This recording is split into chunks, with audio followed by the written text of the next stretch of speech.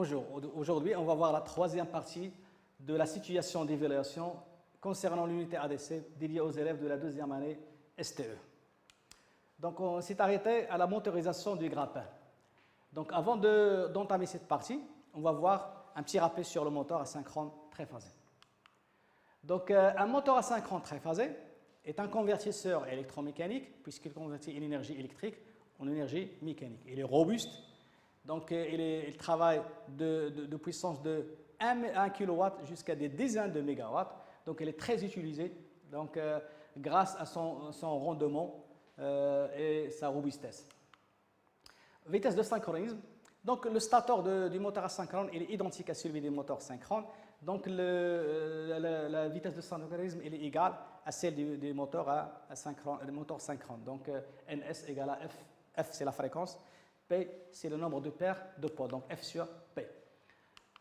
Glissement, le rotor il a une vitesse N inférieure à la vitesse NS, donc on définit le glissement comme étant NS moins N sur NS. Donc on en tire que N égale à 1 moins G fois NS. Donc c'est N égale à 0, donc N égale à 0, ça veut dire que le moteur il est à l'arrêt. Donc, je remplace ici N par 0, je trouve NS sur NS, donc G égale à 1.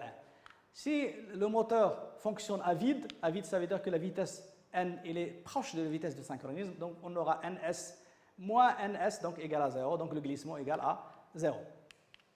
Bilan de puissance.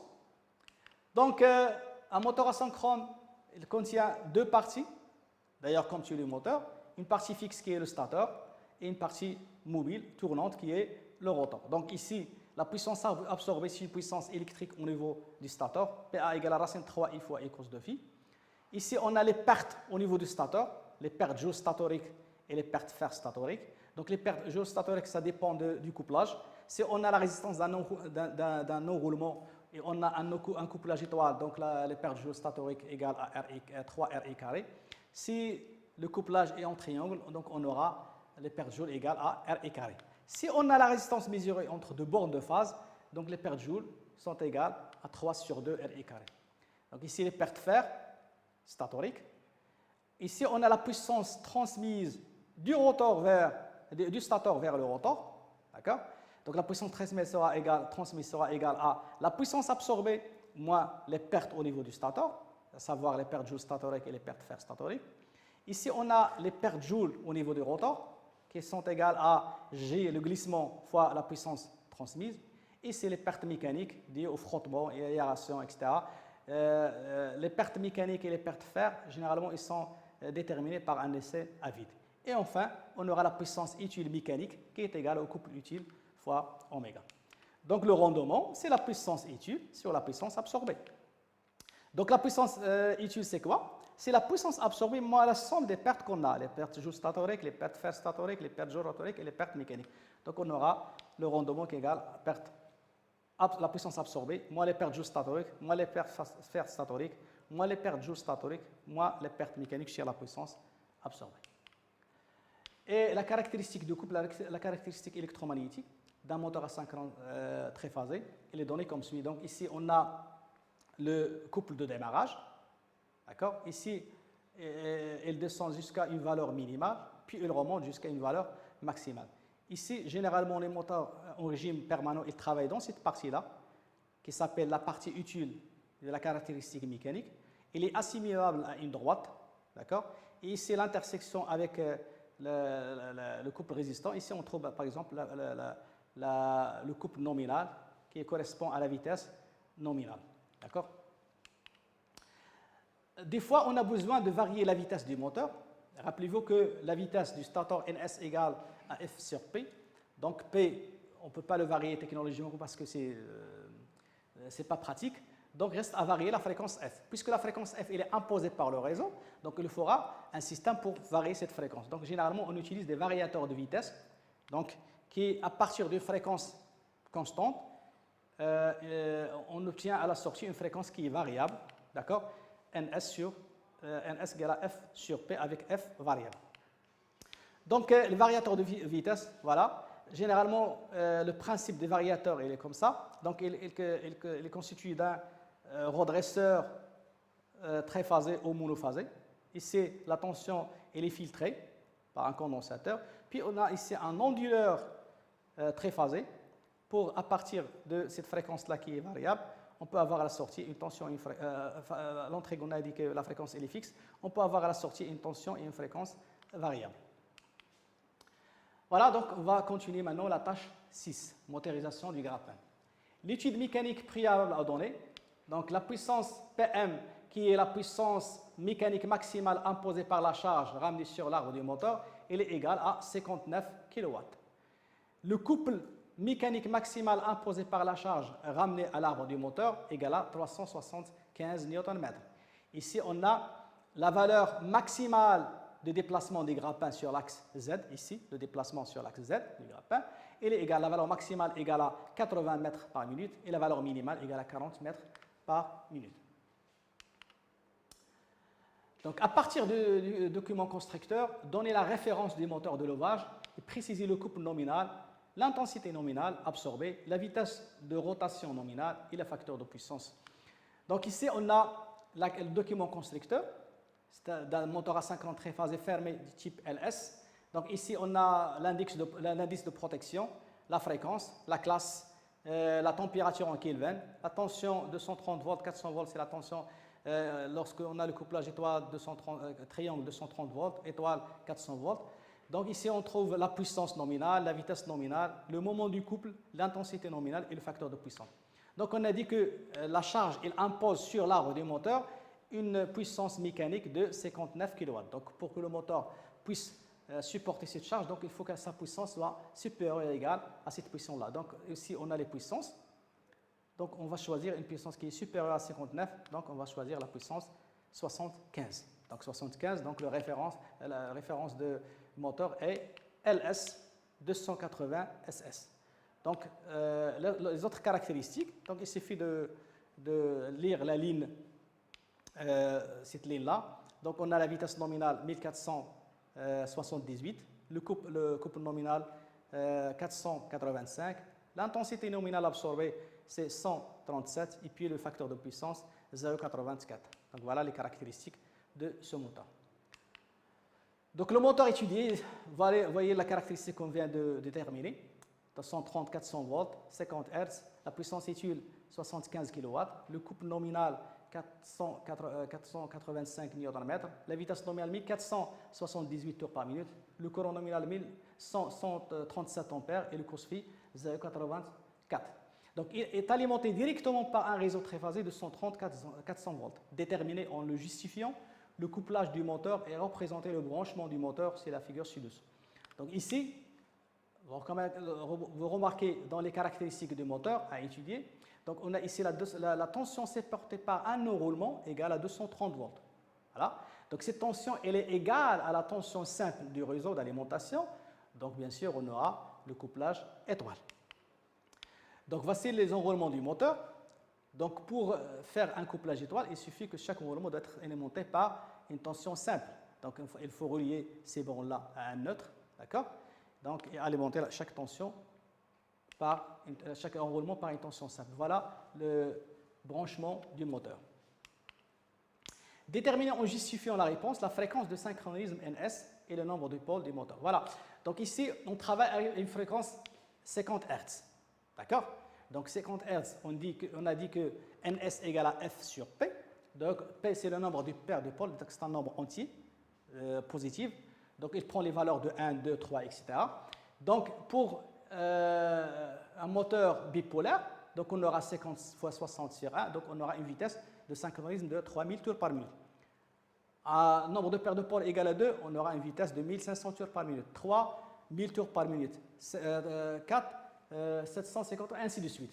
Donc ici, on a la vitesse du rotor est 1478. Donc la vitesse qui est juste supérieure, c'est 1500. Donc automatiquement, la vitesse de synchronisme est égale à 1500 tours par minute. Donc, puis on détermine le nombre de paires de pôles. F sur NS, on trouve 2 paires de pôles. Ça veut dire que le nombre de pôles est égal à 4. Calculez le glissement G. Donc le glissement G est égal à NS moins N sur NS. Donc tout calcul fait, on trouve 1,46%. calculer la puissance absorbée par le moteur en régime nominal. D'accord. Ici, la puissance absorbée est égale à racine 3 I fois I cos de phi. Donc, on a la tension d'alimentation entre phases, c'est 400. Le courant absorbé par le moteur, le courant nominal, 137 ampères. Et le facteur de puissance, cos phi égale à 0,84. Donc, il suffit de faire l'application numérique. On trouve une puissance qui est égale à 79,72 kW. Donc, le rendement, c'est quoi? C'est la puissance utile mécanique qui est ici, c'est 75 kW sur cette puissance calculée, 79,72. Donc, on trouve un rendement de 0,94, soit 94%. Pour le fonctionnement nominal, tracez sur le document ci-dessous la partie utile de la caractéristique mécanique TU en fonction de n. Donc, on a dit que la partie utile, il est assimilable à une droite. Donc, pour tracer une droite, il suffit d'avoir 2 points. D'accord?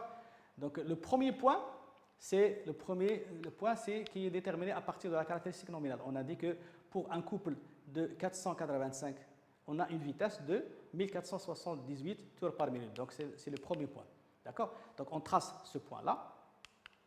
Voilà. Et puis, le deuxième point, il est déterminé à vide. Donc, lorsque le moteur tourne à vide, ça veut dire que le couple T utile égale à 0. Donc, la vitesse du moteur, on a dit qu'il est proche des vitesses de synchronisme. Donc, on aura le deuxième point. Pour une vitesse de 1500 tours par minute, la vitesse de synchronisme, le couple égale à 0. Donc, on trace le deuxième point. Voilà, donc il suffit de relier ces 2 points-là. Donc, voilà la caractéristique utile, de la caractéristique mécanique de la partie utile. Le moteur entraîne une charge dans le couple résistant et TR égale à 377 Nm. C'est le couple imposé par la charge. Déterminez graphiquement la vitesse du moteur. Donc, il suffit de tracer le couple TR. Donc, puisque c'est constant, donc c'est une droite. D'accord? Donc, l'intersection avec la partie utile dans le point de fonctionnement qui est égal à 1480 tours par minute. Voilà, donc la vitesse de l'ensemble moteur plus charge. Montrer que le rendement peut s'écrire le rendement égal à 1 moins G fois la puissance absorbée moins les pertes fer statoriques moins les pertes statoriques moins les pertes mécaniques sur la puissance absorbée. Donc rappelez-vous que dans le bilan de puissance, on a dit que le moteur il absorbe une puissance électrique, d'accord, la puissance absorbée. Il y a des pertes au niveau du stator qui sont les pertes fer statoriques et les pertes joule statoriques. Et puis ici, il y a des pertes au niveau du rotor, à savoir les pertes fer, les pertes joule rotoriques et les pertes mécaniques. Et puis on a ici la puissance utile. Donc la puissance utile égale à quoi? Égale à la puissance absorbée moins la somme des pertes. D'accord? Donc le rendement c'est quoi? C'est la puissance utile sur la puissance absorbée. D'accord? Et puis on a la puissance utile égale à la puissance absorbée moins la somme des pertes. D'accord? Ici, on a la somme des pertes, les pertes fer, les pertes joule statoriques, les pertes joule rotoriques et les pertes mécaniques. Ici, les pertes fer statoriques. Parce que les pertes joule rotoriques et les pertes fer rotoriques, ils sont négligeables. D'accord? Donc, maintenant, on va remplacer les pertes joule rotoriques qui sont égales à J, le glissement, fois la puissance transmise. D'accord? Donc, ici, on remplace les pertes joule rotoriques par J fois la puissance transmise. Or, la puissance transmise ici, la puissance transmise du stator vers le rotor égale à quoi? Égale à la puissance absorbée moins les pertes au niveau du stator, qui sont les pertes joule fer, qui sont les pertes fer statoriques et les pertes joule statoriques. Donc oui, je remplace ça. Donc j'aurai cette équation-là. Donc PA absorbé moins les pertes fer statoriques moins les pertes joule statoriques moins G fois la puissance transmise qui est égale à la puissance absorbée moins les pertes fer statoriques moins les pertes joule statoriques moins les pertes mécaniques sur la puissance absorbée. Donc ici, on va factoriser par ce terme-là. PA moins PF moins PGS. D'accord? On aura 1 moins G, ici 1, et ici G. Donc 1 moins G fois la puissance absorbée, moins les pertes fer, moins les pertes joule statoriques, moins les pertes mécaniques sur la puissance absorbée. Voilà. Donc on a démontré cette formule-là. Montrer que le rendement d'un moteur asynchrone est toujours inférieur à 1 moins G et calculer sa valeur. Voilà. Donc le rendement, il est maximal lorsque les pertes sont négligées. D'accord? Donc ici, si je néglige ces pertes-là, donc les pertes ici sont les pertes mécaniques et les pertes joule, dans cette formule-là, pertes mécaniques, pertes joule statoriques et les pertes fer statoriques. On aura 1 moins G fois la puissance absorbée sur la puissance absorbée. Donc, je simplifie par la puissance absorbée, je trouve 1 moins G. D'accord? Donc, tu calcules fait, puisqu'on a calculé déjà le glissement. Donc, on aura le rendement maximal égal à 1 moins le glissement, donc qui est égal à 98,6%. Donc, il n'est pas égal à 1. Ça, donc, le moteur ne peut pas atteindre, dans le meilleur cas, un rendement de 98,6%. Quel élément assure-t-il la variation de vitesse? Donc, on avait dans le schéma que le moteur il est branché à un variateur. Donc, bien sûr, l'élément, c'est un variateur de vitesse. Voilà le schéma de principe des variateurs de vitesse. Donc, ici, on a un groupe de redresseurs. C'est un redresseur triphasé, un condensateur et un onduleur. Quelle est la désignation et la fonction de chaque bloc? Donc, le premier bloc, on a dit que c'est un redresseur triphasé. D'accord? Le rôle de ce redresseur, il permet de convertir le signal alternatif en un signal continu redressé. D'accord? Et ici, on a un condensateur, il permet le filtrage, d'avoir une tension continue presque constante. Ici, on a un onduleur. Un onduleur, à partir d'une tension continue, à la sortie, on a une tension alternative. Donc, cette tension alternative qui est variable puisque c'est un onduleur autonome. Donc, il est commandé en fréquence et en tension. Voilà, donc un redresseur triphasé permettant d'élaborer une source de tension continue. Un circuit de filtrage ici permettant l'obtention d'un signal pratiquement continu. Et ici, on a un onduleur autonome qui est recréé à partir de la tension continue fixe. Un réseau de tension alternative ici, triphasé, de fréquence de tension variable. Donc, ce variateur, remarquez qu'à partir d'un réseau de fréquence fixe de 50 Hz, réseau triphasé bien sûr, on obtient un réseau triphasé à fréquence variable et tension variable. Voilà. Donc, l'onduleur autonome à commande MLI. Donc, que signifie ce sigle? D'accord? Donc, ce sont les initiales de modulation de largeur d'impulsion. Donc, modulation de largeur d'impulsion. Quel est son avantage par rapport aux autres types de commandes? Vous avez vu, donc il y a plusieurs types de commandes. Donc, vous avez vu la commande symétrique et la commande décalée. Donc, dans la commande symétrique, donc le signal de la sortie n'est pas sinusoïdal. Donc, c'est ce qui va induire des harmoniques qui vont affecter le réseau. Donc, ils vont perturber le fonctionnement des réseaux. La même chose pour la commande symétrique, commande décalée. Même si la commande décalée, on a éliminé un petit peu ces harmoniques, mais reste quand même, il influence le fonctionnement de réseau, surtout pour les moteurs, le fonctionnement des moteurs, etc. Donc, on a pensé à la commande émulée. Donc, la commande émulée, elle obtient un signal, un courant qui est quasiment sinusoïdal. Donc, comme ça, on élimine ces harmoniques. Donc, voilà le signal obtenu. Remarquez ici qu'il est pratiquement sinusoïdal. C'est la commande éliminée. Donc, le rôle, bien sûr, avoir un courant quasi sinusoïdal pour éliminer les harmoniques. Donner la référence du variateur de vitesse permettant de moduler l'énergie du moteur de levage. L'application proposée est de type à couple standard, donc avec une puissance utile de 75 kW. Donc, voilà. Donc, si on a le tableau document constructeur, choix du variateur de vitesse Altivar 58, donc application à couple standard, d'accord. Ici, on a la puissance utile du moteur, donc le choix se fait suivant la puissance utile du moteur. Donc ici, voilà la puissance indiquée sur la plaque cinétique du moteur. On a ici les différentes puissances. Donc on a ici 75 kW, donc il faut choisir tout simplement 75 kW. Donc la référence, bien sûr, c'est ça, c'est ATV 58HD 79 N4. Là, c'est la référence du variateur Altivar. La vitesse de rotation du moteur est considérée proportionnelle à la fréquence de la tension de sortie du variateur. Donc la vitesse elle est égale à K fois F, donc elle est proportionnelle à la fréquence. Déterminer alors la fréquence minimale Fmin de la tension qui correspond à la vitesse minimale. Donc on a dit que la vitesse minimale c'est 40 mètres par minute. Et la vitesse maximale, c'est 80 mètres par minute.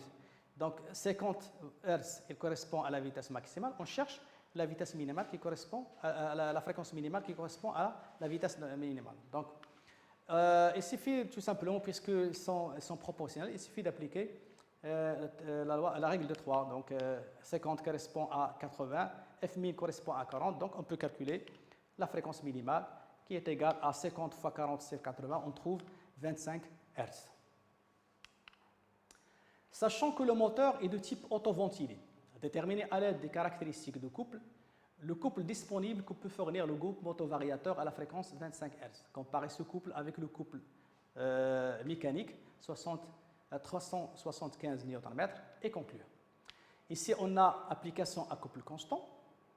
La courbe 1, c'est un moteur autoventilé. 2, c'est un moteur motoventilé. 3, surcouple transitoire. Et 4, ici, couple en survitesse à puissance constante. D'accord. Donc, on a la fréquence 25 volts. Donc, voilà, ici, c'est la fréquence 25 volts. D'accord. Donc, on a utilisé le type autoventilé. Donc, autoventilé, c'est la caractéristique 1. D'accord. Donc, il suffit de faire l'intersection avec la courbe 1 et on trouve 0,95. 0,95 quoi? C'est sur Cn, couple sur le couple nominal. Donc, à 25 Hz, on trouve C, le couple égal à 0,95 fois Cn. Donc, application numérique, on trouve un couple de 460,75 Nm. Remarquez que ce couple-là, il est toujours supérieur au couple mécanique. Donc, même avec la vitesse minimale, toujours le couple C est supérieur au couple mécanique. Donc, on peut travailler même avec la vitesse nominale. Donc, conclusion, fonctionnement possible à petite vitesse ou la vitesse minimale. Alimentation du moteur à U sur F constant. Le moteur est maintenant alimenté par le variateur en maintenant le rapport U sur F constant. La vitesse de déplacement du grappin en fonction de la vitesse de rotation N des moteurs est donnée par la relation. Donc, VL, la vitesse linéaire qui se déplace suivant l'axe Z, donc elle est égale à 9,9 fois 10 à la puissance moins 4 N fois la vitesse de rotation. Avec VL, il est donné en mètres par seconde et la vitesse, il est donné en tours par minute. Le couple résistant est toujours égal à 375 Nm. Sachant que pour un couple résistant de 375 Nm et F égale à 50 Hz, on a dans ces conditions-là la vitesse égale à 1480 tours par minute. On rappelle que dans un fonctionnement U à F constant, la partie utile de la caractéristique mécanique du moteur est assimilable à un segment de droite se déplaçant parallèlement à lui-même lorsque la fréquence du réseau d'alimentation change. D'accord. Donc on aura la droite qu'on a tracée tout à l'heure, elle se déplace vers la gauche. D'accord. Déterminer la vitesse de déplacement du grappin. Donc ici, on a supposé que la vitesse, donc on a VL égale à 9 fois 10 à la puissance moins 4 fois N. Il suffit de remplacer N par sa valeur. Donc on trouve ici une valeur de 1,33 mètres secondes. Calculer la valeur in' de la vitesse de rotation du moteur pour avoir une vitesse de VL' égale à 774 fois 10 à la puissance moins 4 mètres par seconde. Donc on a VL' égale à toujours cette constante 9 fois 10 à la puissance moins 4 fois N'. Donc on aura N' égale à VL sur la valeur 9 fois 10 à la puissance moins 4. On trouve une vitesse de 860 tours par minute. Donc pour avoir un déplacement de 774 10 à la puissance moins 4, il faut avoir une vitesse de moteur. La vitesse de moteur aura cette valeur-là, 860 tours par minute. Placer le point de fonctionnement désiré sur le document ci-dessous, puis tracer la caractéristique mécanique correspondante et déterminer la nouvelle vitesse de synchronisme. Donc voilà, donc on a dit que pour un fonctionnement U sur F constant, donc cette droite-là, elle se déplace vers la gauche. Elle se déplace en parallèle à lui-même. Donc ici, on a toujours le couple TR. Donc ce point-là, il sera placé, il sera l'intersection de la droite avec avec le couple résistant. Donc le point, il sera placé là. Donc 880 tours par minute. Donc pour tracer la droite, il suffit de tracer une droite parallèle à cette droite-là. Donc on aura, voilà, la droite parallèle avec la première droite. Donc l'intersection ici, il donne la vitesse de synchronisme. Pourquoi?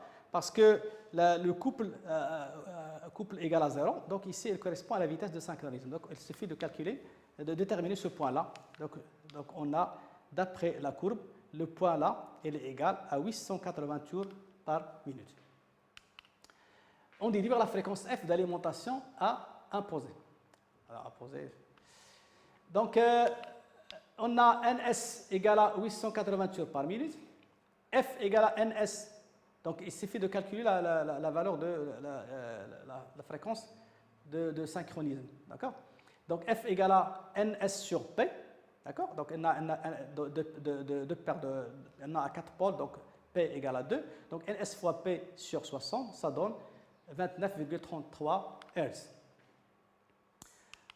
Calculer la valeur efficace de la tension entre phases U' dans ces conditions. Voilà. Donc, dans ces conditions, on a dit que U sur F est constant. Donc, U il est proportionnel à la fréquence F. D'accord? Donc, il suffit de faire la règle de 3. Donc, U sur F, le rapport il est constant. Donc, on a déterminé que pour une tension U de 400 volts, on a une fréquence de 50 Hz. Ici, on a calculé la fréquence F'. Donc, il suffit de déterminer la tension correspondant à cette fréquence. Donc, il suffit de faire la règle de 3. Donc, U' égale à U fois F' sur F. Donc, U' égale à U fois F' sur F. Donc, 400 fois 29,33 sur 50. Donc, on trouve une tension de 234,64 volts. Donc, pour avoir le même couple, donc il faut une tension de 234,64 et une fréquence de 29,33 Hz. Donc, on aura toujours la tension sur la fréquence constante.